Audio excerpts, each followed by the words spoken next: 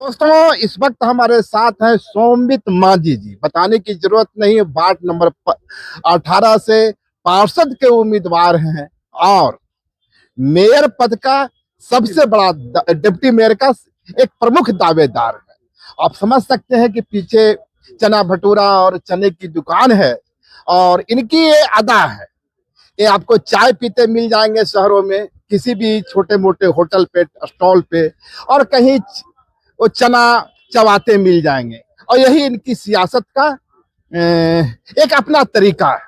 सोमवित जी, आप पे बहुत अजीब तरह का आरोप लग रहे हैं। आप इतने सीधे साधे मासूम नजर आते हैं और आरोप गहरे हैं। पहला आरोप तो यही है कि वार्ड नंबर 18 के जितने प्रत्याशी थे उस सब के विरुद्ध आपने कहीं ना कहीं एक कंस्पायरेसी करने की कोशिश की, मनगढ़ंत आरोप लगाए और उन्हें मैदान से बाहर करने की साजिश की। क्या कहेंगे इस पे? देखिए, सबसे पहले तो ये आरोप गलत है। ठीक है, जो लोग जानकार ये आरोप गलत है कि आप बहुत सीधे साधे भले लगते हैं, सज्जन लगते हैं और बड़ी गहरी कंस्पायरेसी करते हैं। ये आरोप गलत है। देखिए, कॉन्स्पिरेसी वाला जो आरोप है वो गलत है। अच्छा अच्छा जी, बाकी आप सीधे साधे हैं। इंसान हूँ। ठीक है, सरल रहने का कोशिश करता हूँ और जो सच है वही दिखता है। नहीं, एक चीज तो हमें समझ में आई, आपके चेहरे में, आपकी अदा में, आपकी मम्मी की जो सौम्यता है मुझे दिखलाई पड़ती है। एक लंबे अरसे से उनसे हम लोग जुड़े रहे हैं तो नजर आती है। आपसे पहली मुलाकात हो रही है, पर ये आरोप बिल्कुल बेबुनियाद है या इसके पीछे आंशिक मात्र भी सच्चाई है? नहीं, ये आरोप पूरा पूरी गलत है। एक्चुअली होता क्या है, मैं आपको डिटेल में बताता हूँ। कुछ हम लोग का कॉन्स्टिट्यूशनल राइट्स होता है इलेक्शन के दौरान। इलेक्शन में ये होता है कि जब कैंडिडेट अपना नॉमिनेशन फाइल करता है, फाइल करने के बाद स्क्रूटनी सेशंस चलता है। तो नॉमिनेशन फाइल करने का लास्ट डेट 4 तारीख था और 5 तारीख को स्क्रूटनी सेशन था। तो स्क्रूटनी सेशन में हम लोग को बुलाया गया था कि आप लोग 11:30 बजे आइए, और स्कूटी सेशन में जाने के बाद फॉर्म्स दिखाया जाता है। मीन्स नहीं, 11:30 नहीं, 2:30 बजे बुलाया गया। तो उसमें सारे कैंडिडेट्स का जो फॉर्म होता है वो अपलोड हो जाता है एक दिन पहले ही वेबसाइट में, और ऑफिस के बाहर भी वो लटका रहता है। तो कोई भी कैंडिडेट किसी भी कैंडिडेट का पर्चा देख सकता है कि उसने नॉमिनेशन फाइल में, एफिडेविट में क्या भरा है, क्या फिलअप किया है। तो रूम में जाने के बाद और डाउनलोड करने के बाद हम लोगों ने 2-3 कैंडिडेट्स का कुछ गलतियां हम लोगों ने पाया। तो जो समीक्षा होता है उसमें हम लोग को ये पूछा जाता है कि क्या आपको किसी भी कैंडिडेट के ऊपर कोई आपत्ति है। तो हमने एक कैंडिडेट का देखा कि उनको 3 साल का सजा मिला हुआ था। तो हमने वहां पे आरओ से ये क्वेश्चन पूछा कि इनको 3 साल का सजा मिला हुआ, इन्होंने फॉर्म में एंट्री किया हुआ कि इनको 3 साल का मर्डर केस रिलेटेड इस तरह का कुछ था जिसका सजा मिला हुआ था। उनका नाम है सबलू मुंडा। तो सबलू मुंडा को 3 साल का सजा मिला हुआ। तो हमने पूछा तो 3 साल का सजा का ये प्रावधान है कि किसी भी कैंडिडेट को अगर 3 साल का सजा मिल जाता तो वो उसका नॉमिनेशन रद्द हो जाना चाहिए। तो वही क्वेश्चन हमने उठाया था, पहला। दूसरा, रवि मुंडा के फॉर्म में क्या था कि वहां पे एक एक्विटल या ऐसा कुछ टर्म होता है कि अगर कोई भी तरह का केस मुकदमा अगर आपके ऊपर है, आप उस पे बरी हुए हैं या नहीं हुए, उसका डिटेल डाला जाता है। रवि मुंडा ने उस कॉलम को नील डाल दिया था और उनका नाम, ये जो केस था जो 3 साल का मर्डर केस रिलेटेड कुछ था, उस सबलू मुंडा का सेम केस में रवि मुंडा का भी नाम था। मैं आपको वो डॉक्यूमेंट दिखा देता हूँ, जब आप पूछ रहे हैं तो मैं वो डॉक्यूमेंट दिखा देता हूँ जिसमें उन लोग का नाम है। इसी कारण से हमने 2 कैंडिडेट्स के ऊपर ये क्वेश्चन उठाया। आप बताइए कि ये क्या है। मैं ये दिखाता हूँ आपको डॉक्यूमेंट जिसमें कोर्ट से हम लोगों ने निकाला है। ये देखिए डॉक्यूमेंट, यहाँ पे देखिए ये डॉक्यूमेंट है। यहाँ पे आपको मिलेगा ये देखिए सबलू मुंडा का नाम यहाँ दिख रहा है। 3 साल का उनको सजा का ये डॉक्यूमेंट है। और रवि मुंडा वाला भी मैं आपको दिखाता हूँ नाम उसमें।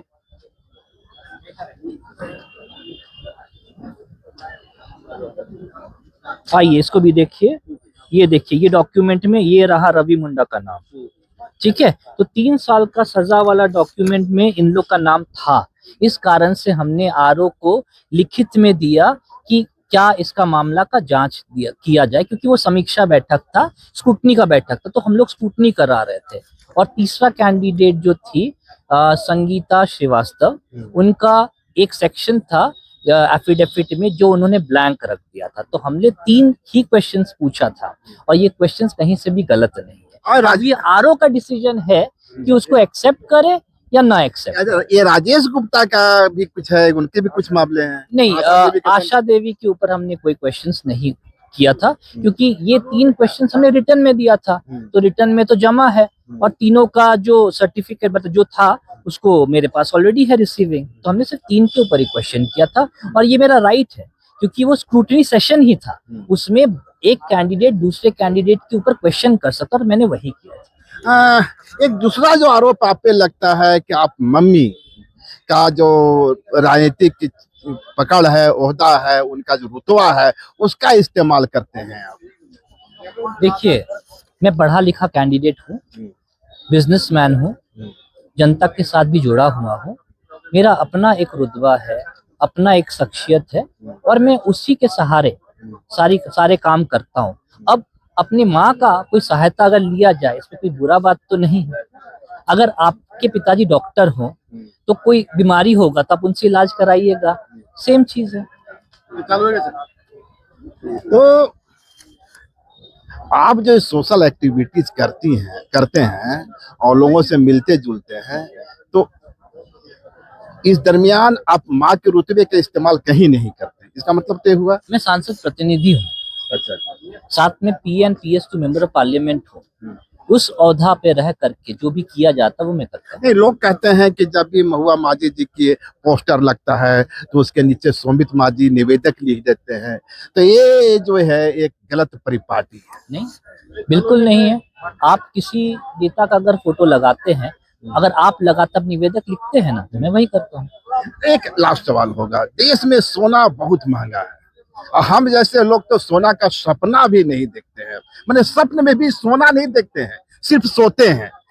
ये जो आपका चैन वगैरह है, ये तो लगता है कि काफी लग्जरियस लाइफ है, और ये सामने चने की दुकान पे आके खड़े हो जाते हैं। कई बार हम देखते हैं आपको कि आप चाय पीते रहते हैं वो मिट्टी के कप में सड़क किनारे, तो ये अपने को आप डिग्रेड करने की कोशिश करते हैं क्या, और जबकि लग्जरियस लाइफ है। देखिए, मैं जमीन से भी जुड़ा हुआ हूँ और मैं हाईली एजुकेटेड हूँ, हाईली एजुकेटेड बिजनेसमैन भी हूँ। जनता के साथ मेरा मन मिलता है, विचार मिलता है, तो मैं उनसे मिलता हूँ।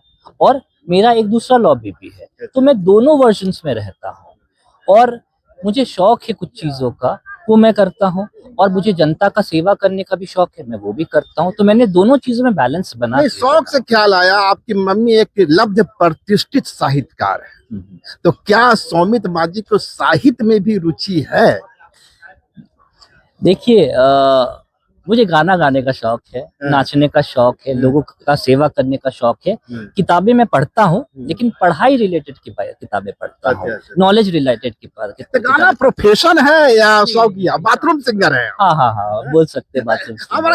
क्योंकि आप एक डिप्टी मेयर पद के प्रमुख दावेदार है, आपके अंदर इतनी प्रतिभाएं छिपी हुई है, तो गाने की जो प्रतिभा है, गायन, एक थोड़ा सा 2 लाइनों से। अच्छा, गुम जा कोई, गुम जा कोई, मेरे नाम कर दिया, साकी ने फिर से मेरा जाम भर दिया।